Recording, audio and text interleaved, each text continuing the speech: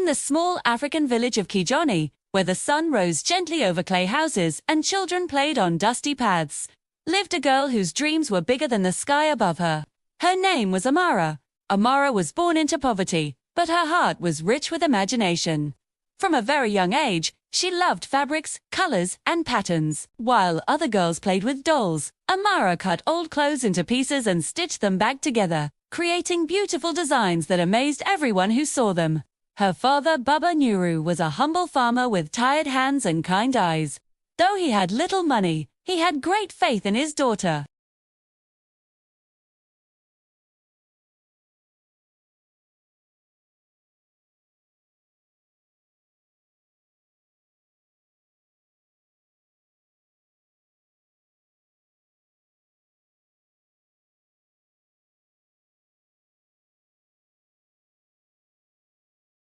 Bet. Her mother, Mama Zola, was not like her father. Mama Zola carried a heavy past. In her youth, she too had dreams of beauty, success, and admiration. She was once the most sought-after girl in her village, known for her grace and charm. But life had crushed her ambitions early. Marriage, poverty, and disappointment hardened her heart. For very years, her vibrant smile faded, replaced by a quiet bitterness she never spoke about. She saw her reflection not in the mirror, but in the opportunities she had lost. When villagers praised Amara, Mama Zola felt something dark twist inside her chest. "Your daughter is so talented," neighbors would say, their eyes wide with admiration. "She will be famous one day," others whispered as Amara passed by. Mama Zola would force a smile, but inside, a quiet jealousy burned like a slow, toxic fire. She began to see Amara not as her child, but as a living, breathing reminder of everything she herself had failed to become. Each compliment for Amara felt like a criticism of her own life. Amara's talent continued to grow, blossoming like a rare flower in the arid soil of Kijani. Her teacher at the local school, a kind woman named Mrs. Diallo, noticed her extraordinary skills. She saw the passion in Amara's eyes and the magic in her hands. One afternoon, Mrs. Diallo rushed into the classroom with news that would change everything. "There is a national fashion design competition in the city," she announced, her voice filled with excitement. "The winner will receive a full scholarship to study at the most prestigious fashion institute in the country." The room fell silent. For a moment, Amara's heart nearly stopped. A scholarship. The city. It was more than a dream. It was a lifeline. This was her chance. Her escape, her destiny. For weeks, Amara worked with a fierce determination she had never known. She became a whirlwind of creativity. She skipped sleep, meals, and rest. The world outside her small room faded away. Her fingers, sore and bleeding from the constant stitching, did not deter her. She poured her soul into her designs. Each piece was a story, inspired by the vibrant culture of Africa, the resilience of her people, and the unyielding hope that burned within her. She used shells from the riverbank, dyes made from local plants, and patterns that told tales of her ancestors.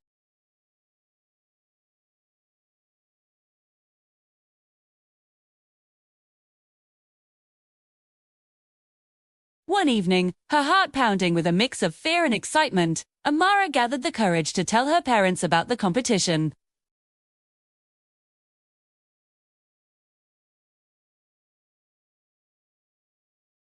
"I can change everything." Baba Nuru's face lit up with a proud, radiant smile. He pulled her into a warm embrace, his eyes filled with tears of joy. "You will win, my little star," he whispered. "I know it." Mama Zola, however, said nothing. She simply stared into the distance, her face an unreadable mask. That night, a suffocating silence fell over the house. Even the crickets outside seemed to hold their breath. Long after her husband's steady breathing filled the room, Mama Zola rose from her bed. Her heart raced not with fear, but with a storm of anger and envy that had been brewing for years. She moved like a shadow through the quiet house and slipped into Amara's room. She found the wooden box under the bed. As she lifted the lid, her breath caught in her throat. The designs were beautiful. They were more than beautiful. They were magnificent. They pulsed with life, with color, with a genius she knew the world would recognize. Tears filled her eyes, but they were not tears of pride. They were tears of a deep, sorrowful bitterness. They will praise her, she whispered to the darkness, her voice trembling with resentment. They will celebrate her, and they will forget me. In that moment, standing in the moonlight that streamed through the small window, Mama Zola made a choice that would shatter her daughter's world. With shaking hands, she took the first designer's stunning gown inspired by the sunset. She tore it, then another and another. Some she ripped into pieces so small they could never be repaired. Others she took to the dying embers of the cooking fire outside, feeding them to the flames until they were nothing but ash. She worked methodically, destroying every last piece of Amara's dream. When she was done, she wiped her hands, returned to her bed, and lay down as if nothing had happened. At sunrise, Amara woke with a joyful heart, ready to take her designs to Mrs. Diallo. She reached under her bed, her fingers searching for the familiar wooden box. She pulled it out. It felt light, too light. She opened it, and her world collapsed. It was empty. A scream tore from her throat, a sound of pure agony that shattered the morning's peace. Her dreams, her future, her very soul are gone. And the one who had destroyed them was sleeping soundly in the next room. Her own mother, Amara, sat on the cold floor of her small room, her world shattered into a million tiny pieces of paper scattered around her. Her hands trembled as she tried to gather them, a desperate, hopeless attempt to mend what was broken. These weren't just drawings. They were her soul, her dreams, meticulously poured onto paper, now destroyed beyond recognition. A knot of grief tightened in her chest, making each breath a painful effort. "This can't be real," she whispered to the empty room. Just yesterday, her future felt so bright, so full of promise. Today, it lay in tatters at her feet. Scrambling to her feet, she ran into the courtyard. Her mother, Mama Zola, was there, pounding grain with a steady, rhythmic motion. Her face was a mask of calm, almost detached. "Mama," Amara cried, her voice choked with panic. "My designs, they're gone. Someone tore them up. Did you see anyone?" Mama Zola didn't even look up from her work. "You are always so careless," she replied, her voice as cold as a winter morning. "Perhaps you misplaced them." The words hit Amara with the force of a physical blow. She froze, staring at her mother, really looking at her, the clenched jaw.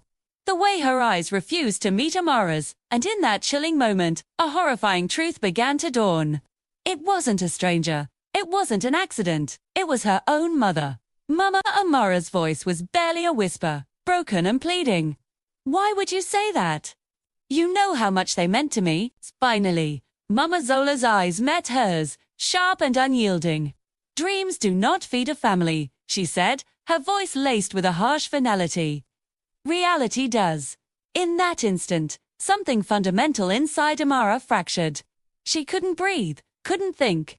She just turned and ran, away from the coldness in her mother's eyes, away from the ruins of her dreams. That day, Amara didn't eat. She didn't speak. She shut herself in her room, the very space where her aspirations had once soared. Her father, the gentle Baba Nuru, tried to reach her. His kind words a muffled sound against the door of her despair, but she couldn't let him in. The deadline for the city's design competition came and went, a silent passing of what could have been. Noah. From their village, Kijani made the journey. Night after night, Amara cried into her pillow, muffling her sobs so no one would hear her pain. Her mother's words echoed in her mind, each repetition a fresh cut to her already wounded spirit. The days bled into weeks. The vibrant, laughing girl who dreamed of colors and patterns faded into a ghost. Sheds. She moved through the village like a shadow, her eyes hollow, her spirit crushed. The villagers noticed. What happened to the talented girl? They would whisper amongst themselves. Mama Zola heard the whispers, and a faint flicker of guilt pricked at her conscience, but she quickly extinguished it. She had done the right thing, she told herself. Better to crush a foolish hope now than to watch her daughter fail and suffer later. But fate, it seems, has its own designs. One evening, as the sun bled across the horizon, Baba Nuru collapsed in the fields. The years of back-breaking labor and silent stress had taken their toll on his kind heart. A day, they carried him home, his body frail and weak. But there was no money for the medicine or the doctors who could save him. Amara sat by his bedside, clutching his worn hand, her tears falling onto his skin. "My child," Baba Naru whispered, his voice a faint rustle of leaves. "Do not let anyone kill your dreams, not even your own blood." His words were a final, precious gift, a spark of light in her overwhelming darkness.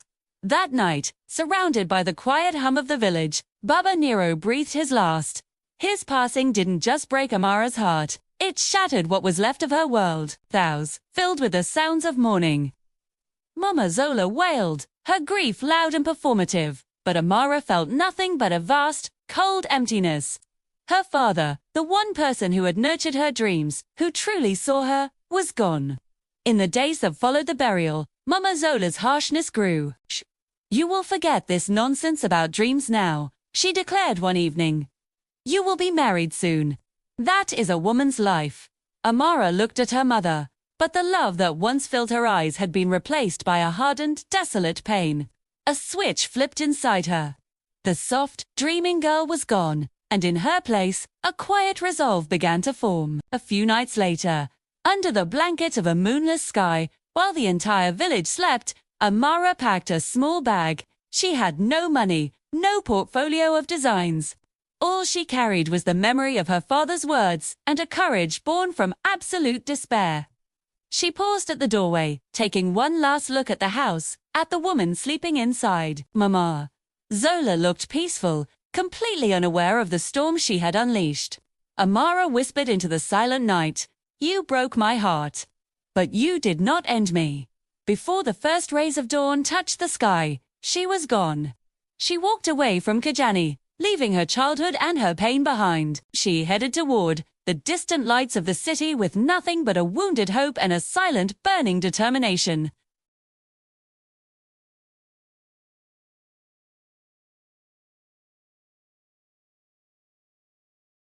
A journey that would one day circle back to Kijani, bringing with it a reckoning of truth, regret, and a judgment she could never have foreseen. Amara arrived in the city with nothing but a small bag and a heart bursting with determination. The streets pulsed with life, a cacophony of honking cars, shouting vendors, and a relentless tide of people. The buildings, so tall they seemed to scrape the sky, cast long, imposing shadows over the narrow alleys, too. In that moment, Amara felt invisible, a small girl completely swallowed by a world that was bigger, louder, and harsher than anything she had ever imagined.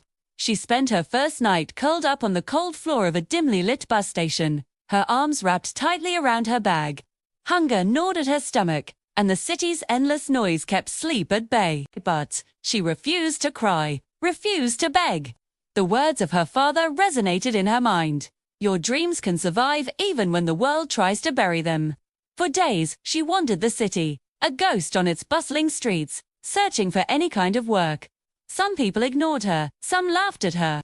Others offered a fleeting moment of pity, but nothing more. She took any job she could find, washing dishes in tiny, greasy restaurants, scrubbing floors for a few meager coins, and carrying heavy bundles through crowded markets. Every coin she earned was tucked away with care, save for the most basic necessities: a piece of bread, some thread, or a scrap of cloth. Despite the relentless harshness of the city, her mind never stopped dreaming. At night, when she finally had a moment to rest, she would trace imaginary patterns in the dust on the floor. She recalled the intricate folds, the precise cuts, and the delicate stitches of the dresses she once created in her village. Every memory of her old designs became a form of practice.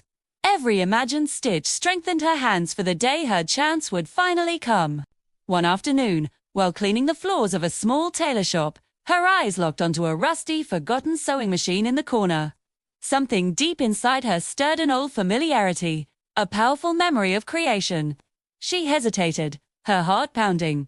The tailor, a gruff man, noticed her gaze. "Can you sew?" he asked, his voice laced with skepticism.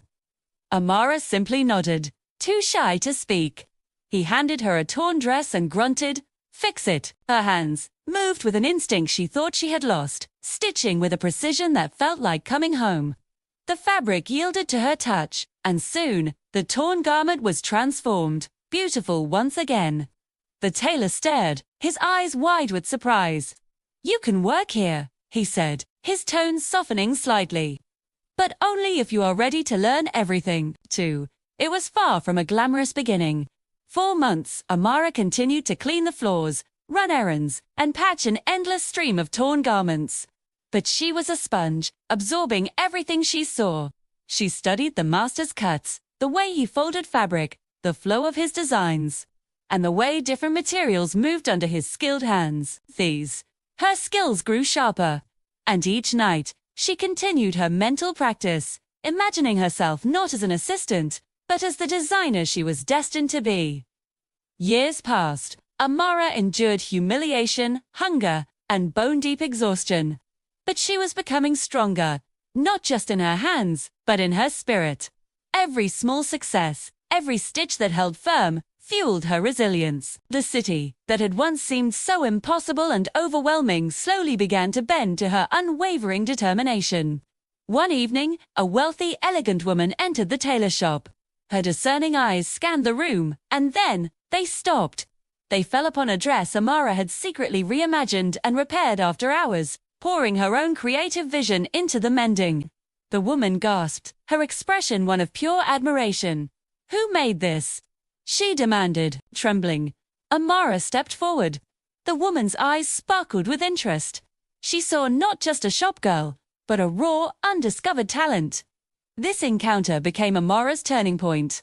The woman introduced her to influential contacts in the fashion world, helping her secure small jobs, first alterations, then custom pieces, and eventually, her own commissions. Each opportunity was a stepping stone, and every challenge was a lesson. Amara worked tirelessly, staying awake long after the city had fallen silent, perfecting her craft, stitch by stitch. Finally, after years of relentless effort, Amara's talent could no longer be ignored. Invitations began to arrive for exhibitions, showcases, and prestigious fashion events. She remembered the competition she had lost so painfully years ago, the one where her mother's hands had destroyed her dream. With a steady heart, she entered the next edition of that very same competition. This time, she came with designs she had meticulously crafted herself, each piece built from years of struggle, practice, and experience. The day of the competition arrived. As her collection was unveiled on the runway, a hush fell over the audience. The designs were praised for their stunning originality, their emotional depth, and the powerful story they told. The judges admired the intricate patterns, the vibrant colors, and the sheer passion woven into each and every piece. When her name was announced as the winner, thunderous applause erupted through the hall. Amara stood tall, her heart swelling not just with pride, but with a profound sense of vindication. She had survived hunger, betrayal, and years of unimaginable hardship. She'd built herself from absolutely nothing, proving that no act of cruelty, no matter how personal, could ever truly destroy a determined dreamer. Far away, in her home village of Kijoni, Mama Zola sat watching the broadcast on a neighbor's small television. She clenched her hands, her face pale, her heart heavy with a regret that was years too late. The daughter she had tried to crush had risen higher than she had ever imagined possible. The tears that fell down her cheeks were not just of sorrow, but of a crushing realization of what she had done. On that stage, Amara smiled quietly to herself.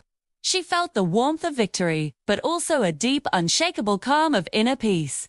She had proven something more than just her skill. She had proven her resilience. She had proven that a dream can rise from even the deepest despair, and that nothing, not even the betrayal of family, can extinguish the fire of ambition and hope.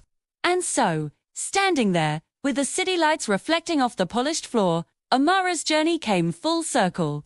She had left her home as a broken girl, with nothing, but she now stood before the world as a rising star, a woman who carried both her pain and her triumph, ready to face the future entirely on her own terms. Mama Zola sat frozen, her eyes glued to the small television flickering in a neighbor's house.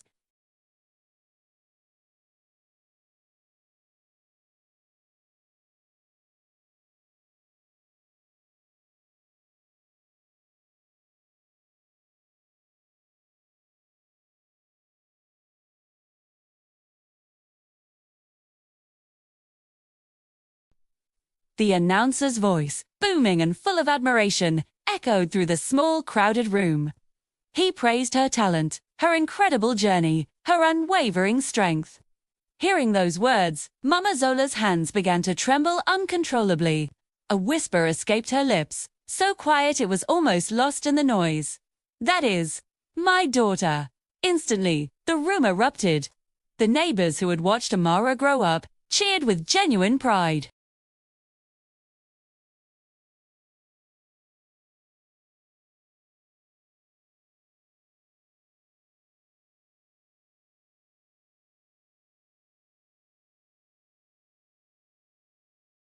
But for Mama Zola, there was no warmth, there was no pride. There was only a cold, creeping fear, a profound and suffocating regret. The present faded, and the past came rushing back like a flood she could no longer hold back. She saw it all again, the torn papers scattered across the floor, the bright, angry flames of the fire she had set, the quiet, deliberate cruelty of that terrible night. For the very first time, she allowed herself to feel the crushing weight of what she had done. She hadn't protected her daughter from the world. She had been the one to destroy her world. Mama Zola got up and left the house without saying a word, the celebratory cheers fading behind her. Outside, the familiar village felt alien. It seemed smaller, colder. The paths were the same. The mud brick houses stood as they always had, but her place among them had irrevocably changed. She had become an outsider in her own home. Soon, the whispers started. They followed her like a shadow. Shu was never supportive of Amara. She'd overhear women saying at the market, "Can you imagine sabotaging your own child like that?" The judgment was everywhere. Mama Zola began to avoid everyone. She stopped attending the village gatherings. She no longer visited her neighbors for a cup of tea.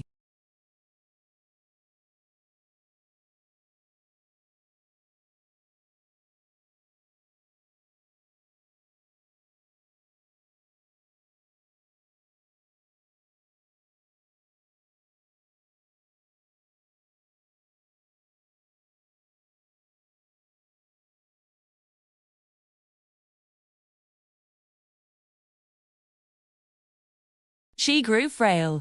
Her body seemed to age faster than her years, her back bending under a weight that was more than just physical. Her hands, which had once trembled with envy, now shook from weakness and hunger. At night, sleep became a stranger. When she closed her eyes, she didn't find rest. She saw Amara's face, over and over again. But it wasn't the confident woman on the television screen.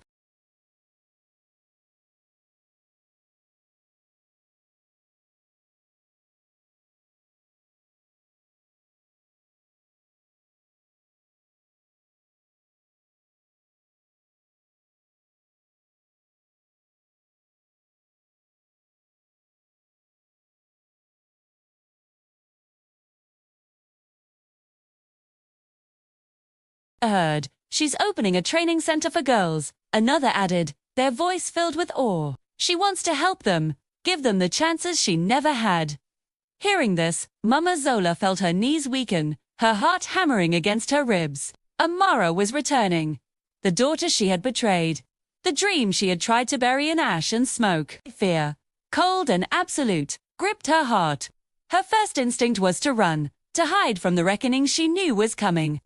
She considered pretending to be sick, anything to avoid facing her daughter.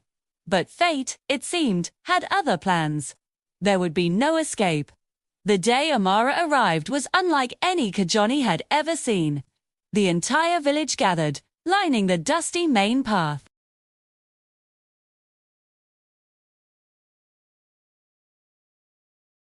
A door opened, and Amara stepped out.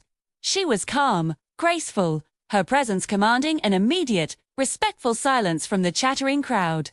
She wore simple clothes, not the glamorous dress from the television, but she carried herself with an undeniable strength.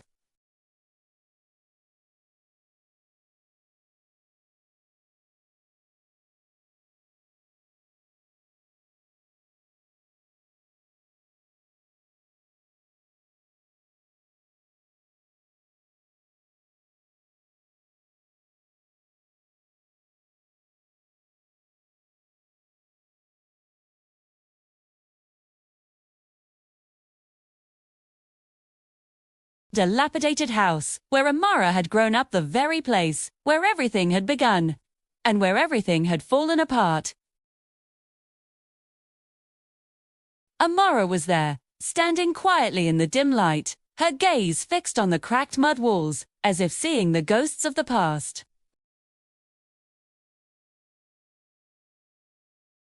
Amara turned slowly. Though there was no anger in Amara's gaze, but there was no love either.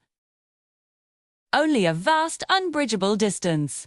The sight of that distance, that calm emptiness, was more devastating than any shouted accusation could ever be. Mama Zola's strength gave out, and she collapsed to her knees on the dirt floor. "I ruined you," she cried, the words torn from her soul. "I was jealous. I was afraid. I destroyed your dreams because I hated my own failures." Her voice cracked, breaking under the weight of her confession. "I lost your father, I lost you. And in the end, I lost myself." The room was utterly silent, save for the sound of Mama Zola's ragged sobs. Amara said nothing. She simply stood and watched her mother, bowing her head until her forehead touched the cool, dusty floor. Mama Zola surrendered. "Punish me if you must," she pleaded. "I deserve it. I deserve whatever you choose." Touts. Outside, the village waited, holding its collective breath, curious about the drama unfolding within those walls.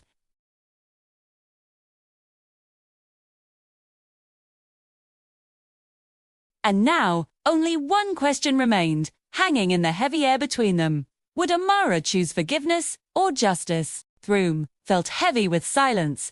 Mama Zola knelt on the cold floor, her forehead touching the ground, her body shaking with quiet sobs. Years of pride, jealousy, and cruelty had finally broken her. She did not dare lift her head to face her daughter. Amara stood still, looking down at the woman before her. The same woman who had carried her for 9 months, who had fed her as a child, and who had later torn her dreams apart with her own hands. So many emotions rose inside Amara at once. There was the sharp sting of pain, the burning heat of anger, the deep ache of grief, and then something unexpected: clarity. For years, Amara had imagined this moment. She had replayed it in her mind countless times, dreaming of shouting, of accusing, of finally walking away forever. But standing there now, in the quiet of the room, she realized something profound. Her mother no longer held any power over her. The girl who once cried on the floor of that same room, heartbroken and defeated, was gone. In her place stood a woman who had survived hunger, loneliness, humiliation, and loss, and still found the strength to rise. The air hung thick with unspoken words until Amara finally broke the silence. Her voice was calm, steady, free of the rage she once felt. "Too. Didn't just destroy my designs," she said, each word landing with quiet force. "You destroyed my trust. You destroyed my childhood. You destroyed my belief that a mother always protects her child." Mama Zola's sobs grew louder, each one a confession of her guilt. "I know," she whispered, her voice choked and broken. "I know. I was blind. I was so broken. I saw you becoming everything I failed to be, and instead of healing myself, I chose to hurt you." Tears welled in Amara's eyes, but her voice remained unshaken. "I carried your betrayal with me to the city. It was a heavy weight. I felt it every night, every time my stomach was empty, every tear I shed. But I also carried my father's words, and those words, they saved me." She paused, taking a deep, grounding breath, anchoring herself in the present. "I will not punish you," Amara continued, her words surprising even herself, "because life already has." At this, Mama Zola looked up slowly, a flicker of hope igniting in her tear-filled eyes. Was this the forgiveness she had so desperately craved? "But listen carefully," Amara added, her tone firm, drawing a clear line in the sand. "Forgiveness does not mean forgetting, and it does not mean we pretend the past never happened." The hope in Mama Zola's eyes faded slightly, replaced by the stark reality of her daughter's words. "I forgive you," Amara said, and the words felt like a release, a weight lifting from her own shoulders. "I forgive you, for my own peace, not for your comfort." Overwhelmed, Mama Zola bowed her head again, accepting the terms of this difficult grace. I will help this village, Amara went on, her vision expanding beyond their personal tragedy. I will train young girls. I will give them the chances I never had. But I will not rebuild what you broke between us. Those words cut deeper than any angry outburst ever could have. They were not words of punishment, but of consequence. Mama Zola nodded weakly. She finally understood. Forgiveness had been given, but trust was lost forever. In the days that followed, Amara stayed true to her word. She opened a small fashion training center right there in Kij. Girls came from nearby villages, their eyes shining with dreams and hope. Amara taught them everything she knew, not just the skill of sewing and design, but also the importance of discipline, and most of all, courage. She would gather them close and say, never let anyone convince you that your dreams are dangerous, especially not family. Her words were a warning, but also a promise. The village of Kijoni began to prosper. A new sense of pride returned, woven into every fabric and every stitch created at the center. But Mama Zola remained on the outside, a quiet spectator to the new life blooming around her. She helped where she could, mending fences or cooking meals for the students, but she never crossed the boundary Amara had set. She accepted her place in this new chapter. Years passed. Amara's work gained international recognition, and the time came for her to leave Kijani once again, this time for a global stage. On the evening of her departure, Mama Zola approached her one last time. The setting sun cast long shadows across the village. I am proud of you, she said softly. The words simple but filled with a lifetime of regret and quiet admiration. Amara looked at her mother, a flicker of acknowledgement in her eyes. I know, she replied, her voice gentle.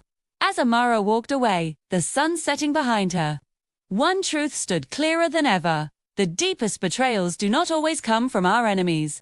Sometimes, they come from the ones who are closest to us, the ones who fear our light the most. But even then, even after the most devastating storms, dreams can survive. Dreams can rise. And no one, not even blood, has the right to destroy them. Thank you for watching. If this story resonated with you, consider subscribing for more tales of resilience and hope. We'll see you in the next one.